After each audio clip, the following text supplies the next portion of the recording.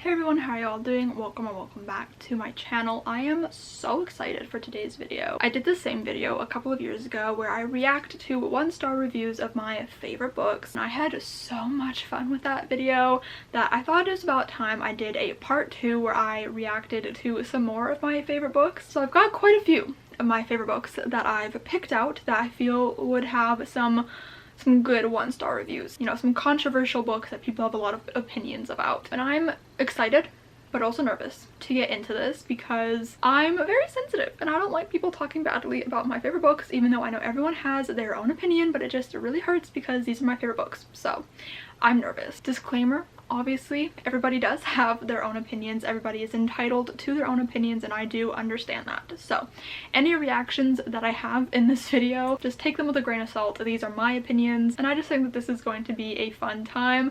I will link down below the first part to this video that I did a couple of years ago because, like I said, I just had so much fun with it. So definitely go ahead and check that video out when you are done watching this one. But let's just get started. We are starting off with what is, I feel like, a very controversial book. Some people love it, some people hate it. I feel like there's really no in between, and that is The Hating Game by Sally Thorne. So on Goodreads this has an average star rating of a 3.9, which I feel like is not a terrible rating. I feel like it's pretty solid, but I know a lot of people hate this book. There are 23,716 1-star reviews. So I have not looked at any of these reviews, by the way, so you are really getting my first impressions of these reviews. So let's just get started, shall we? Let's rip one of my favorite books to shreds. Okay, so in this first review it says, "Warning, I'm about to swear a whole fucking lot."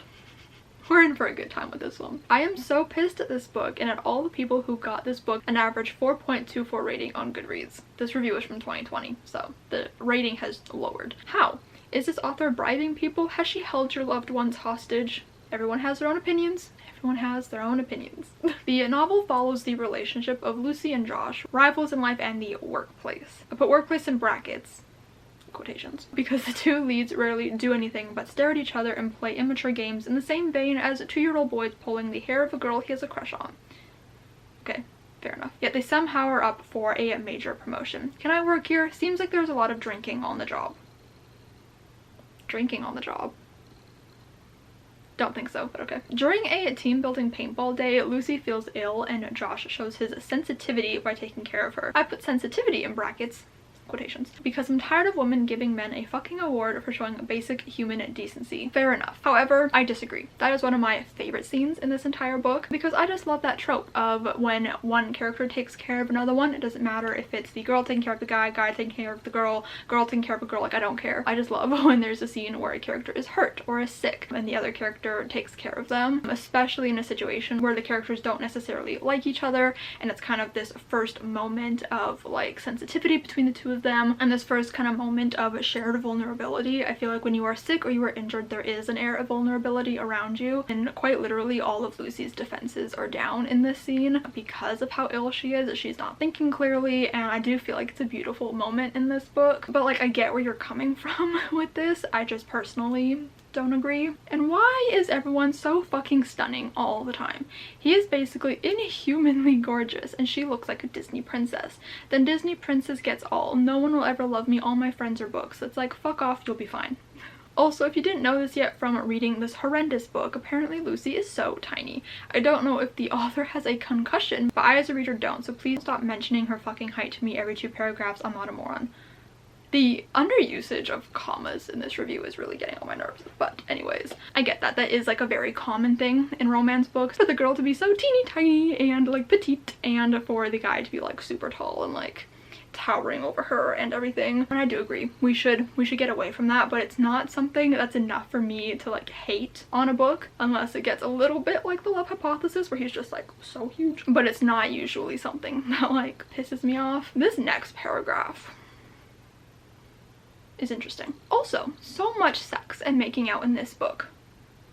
It's a romance, but okay. Such filler for the lack of story. It reads like an instruction manual. My hand pulls his hair, he thrusts, so on.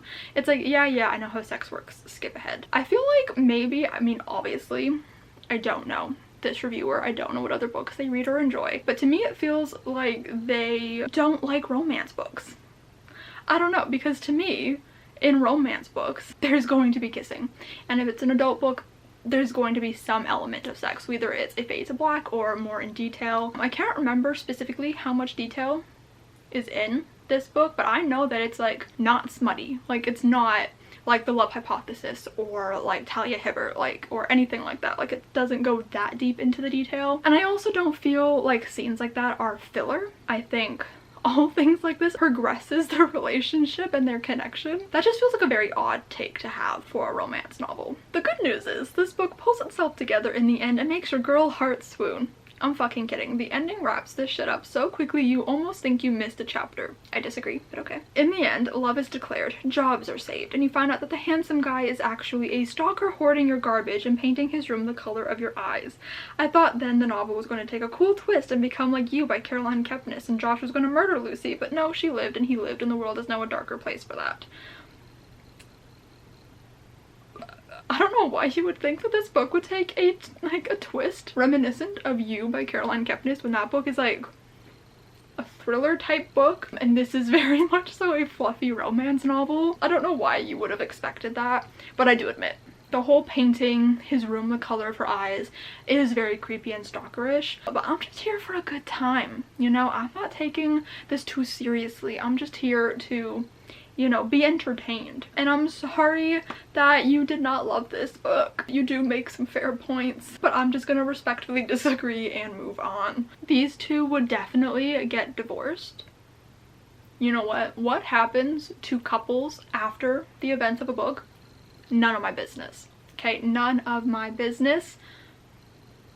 Maybe they would get divorced, but it's none of my business. They are together at the end of the book and that is enough for me. Don't want to know anything else after that. Okay, so I feel like every review is gonna basically touch on the same things about like Lucy being tiny and Josh being huge and the creepy stalker vibes that we find out at the end, and like the hate to love is not really hate to love. So we're gonna move on to the next book, which is Happy Place by Emily Henry. So this book has a 4.02 average rating on Goodreads, which again I feel like is a fairly high average rating, but I was actually shocked to discover recently that this is some of people's least favorite Emily Henry book.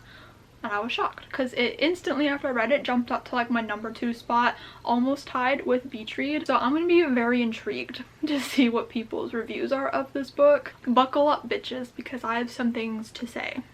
I'm listening. P.S. if you liked this book, I'm really happy for you. I wish that could be me. I also wish it could be you. I decided to give Emily Henry another chance after Beach Read, which I did not finish because it was bad in my opinion.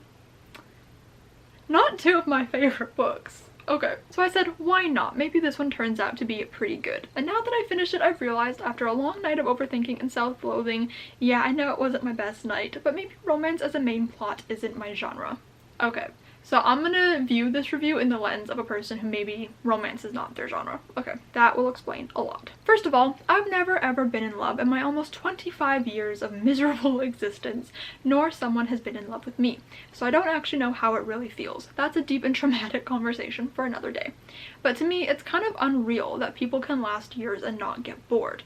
Please don't get me wrong, I'm not saying it's not a real thing, but I can't even start to imagine someone loving me for so long without getting bored of me. Plot twist, deep down I'm a hopeless romantic who yearns to love and be loved for a really long time and to be in a healthy relationship, but that's not gonna happen. So I feel like for being only 25 you are quite pessimistic about your life, but hang in there.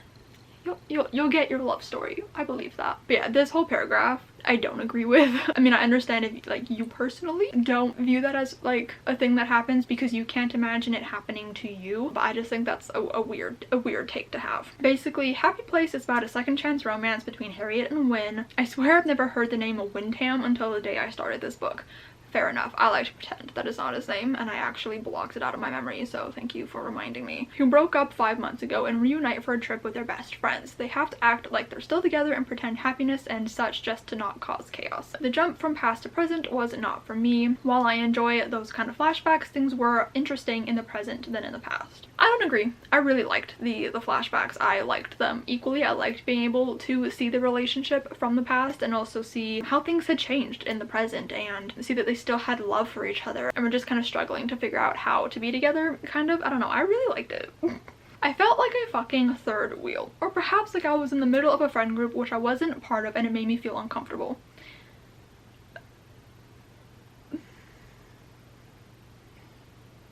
Well, you're reading a book about a friend group. I don't really know what to say to that.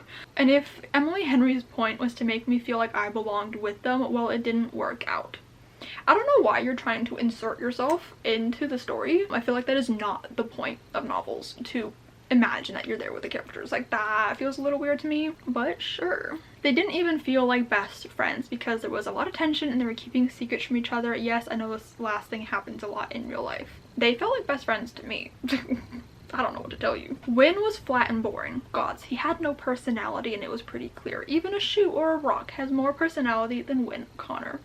What I hated the most is that basically Harriet was the one making the moves, always. Man, if you really love her, then go and fucking fight for her. Make some goddamn moves to get her back and love her properly. And Harriet, girly pop, please have a little bit more of self-esteem and respect for yourself. Stop being a people pleaser and trying to save everyone. Okay, I did read this book over a year ago when it came out, so I don't remember specifics, but I remember really enjoying Wynne, and I feel like he was also making moves on Harriet. Like, I remember specifically he was always like touching her, like his kind of love language was physical touch. He was always keeping her like really close to him. I remember that was something that I really enjoyed. But I think that this man, he was going through a lot, which you learn in the flashback scenes. You learn why they are not together, and I think our man was going through it. So I don't think his ability to like go and fight for her negates how much he loves her.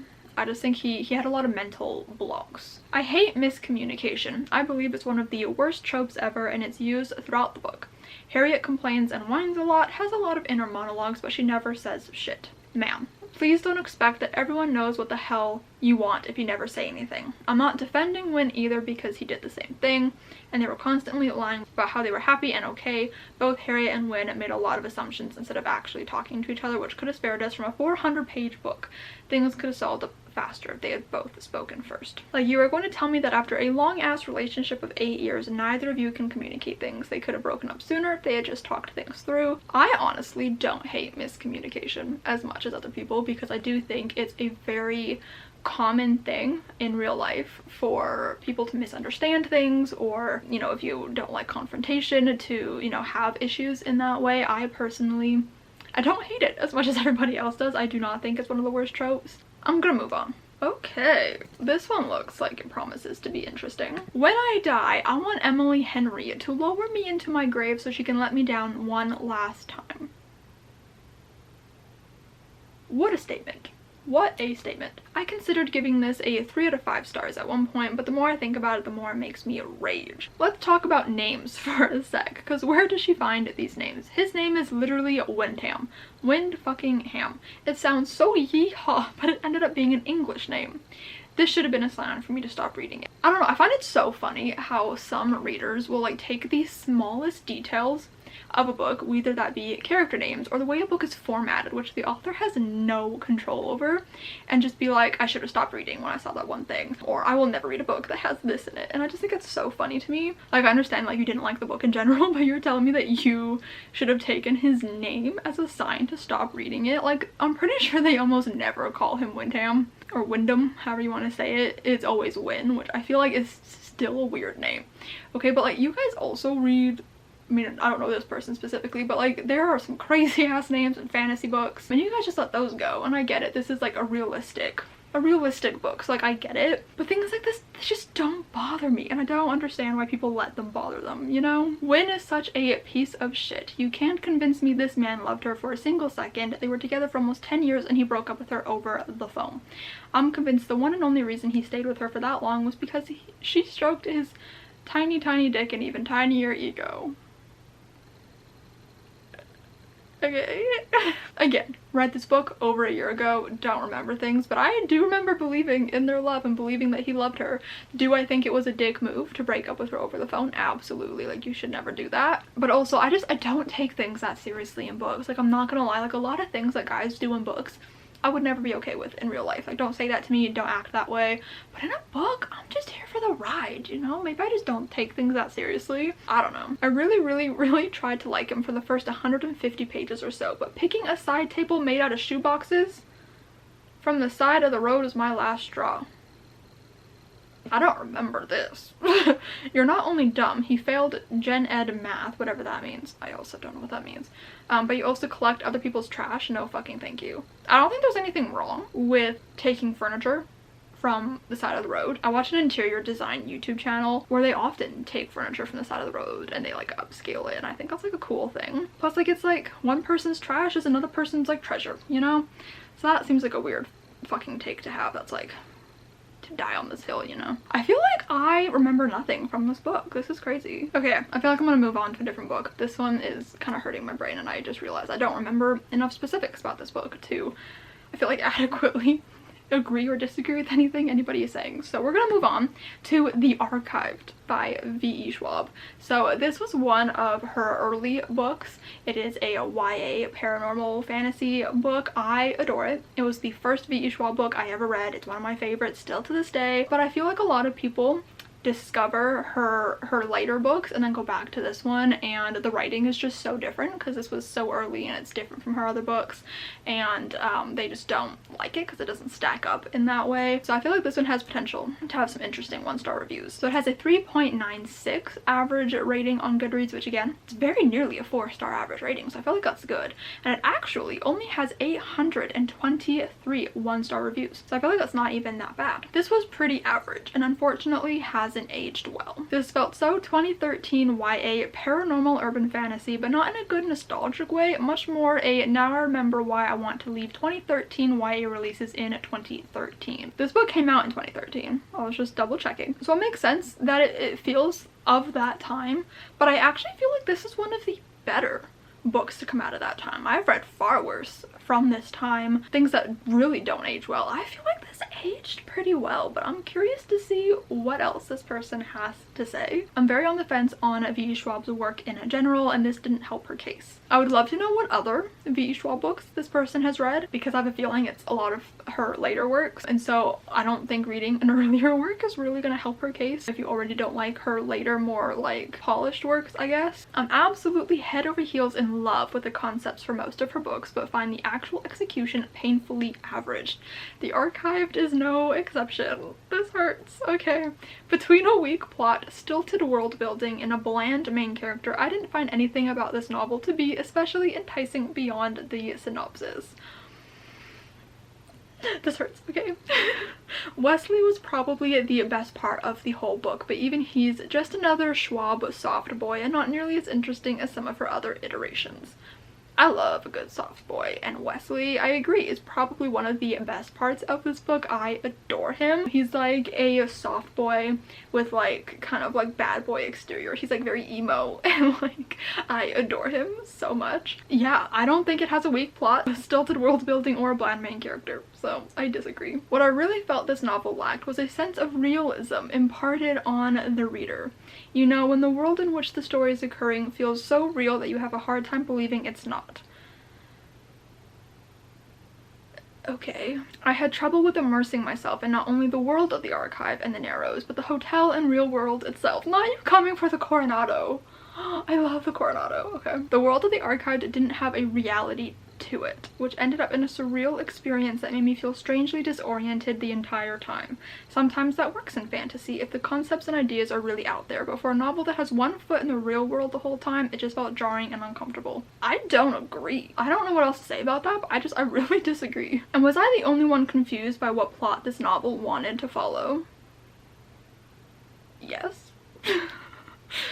Because we have so many threads set up throughout the novel. Why the Archive exists, who Owen is, why there are so many histories around Mac, the murder in the hotel in the past, Ben's death, what's up with Roland, Dodd's lessons in passing, Mac lying to her parents, etc, etc, etc. I just had a really hard time with the direction of this book. I hard disagree. I feel like these are normal threads for books to have. And also there's a sequel, so things get further explored there. While several of these threads are pulled together in the end and solved / explained, I almost feel like they came too late. Like these seemingly disconnected parts were floating around separated for so long I had a hard time with accepting they were related. When combined with the lack of reality to the world, overall I just felt really surreal throughout the whole of the Archived. Plus, I feel Schwab picked the most uninteresting strands of information to build a plot out of when compared to the lore behind the archive. Overall, I just feel really meh about this book. Surprisingly though, it hasn't dampened my motivation to keep trying Schwab's books and seeing if I find one that finally clicks for me. I do feel like V. Schwab is like a very, like, you know, the kind of author where like you either love her books or you don't. I obviously love this book a lot, that's why we're talking about it. I do hope that this person did find at least one V. Schwab book that they enjoy, but I disagree completely about the plot of the book. I think everything does like go in with each other and are connected beautifully, and again, there is a sequel where things are further explained and you dive deeper into things, which I don't think is very unusual for like a series. And I don't know, I disagree. I love this book so much. Okay, so this next review also looks very interesting. So now that's 2 books of Schwab's I've read with quite intriguing premises and almost nothing else going for them. I had a bad feeling when by the first chapter I was already faced with present tense for no reason and flashback scenes in an entirely different font. Not that those devices are always bad, but usually it takes a really strong writer to justify them, and not many people can be described as such. What is your problem with present tense?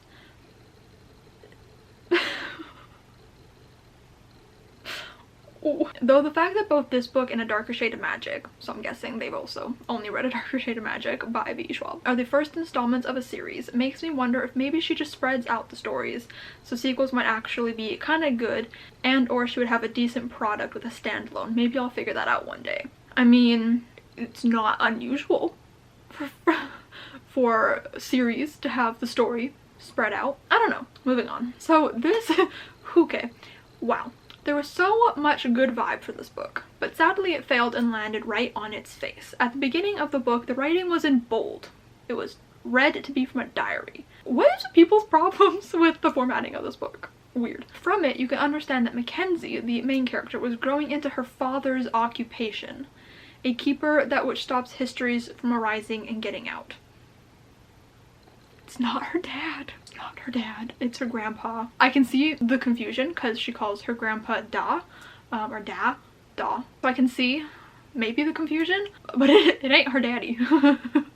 Afterwards, the writing is not in bold and supposedly is read in the present. For the first 3 chapters, it became confusing.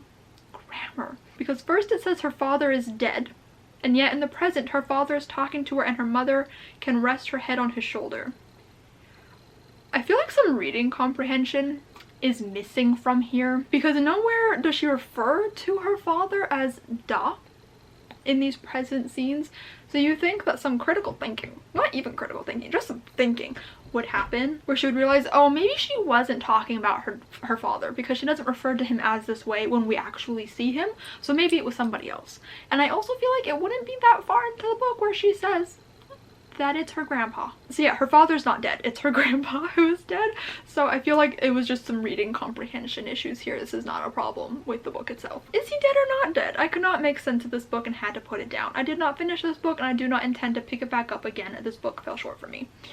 Okay, yeah, that was just some reading comprehension issues on this person's part, because that was absolutely not her dad. So I can see why maybe you would not like the book if you think there's such inconsistencies like this so early on. But that's a problem on you, babes. Don't know what book you read. Okay, we're gonna move on to the final book, which is Vampire Academy. An oldie but a goodie. Or is it? This book I adore. It's not literature, but it's a fun time. This book has an average rating of 4.11, which again, I feel like is very good. Being a middle school teacher, I am constantly looking for more books to put in my classroom library. This review is also from 2010, just to clarify. Middle school teacher already has me raising some alarm bells.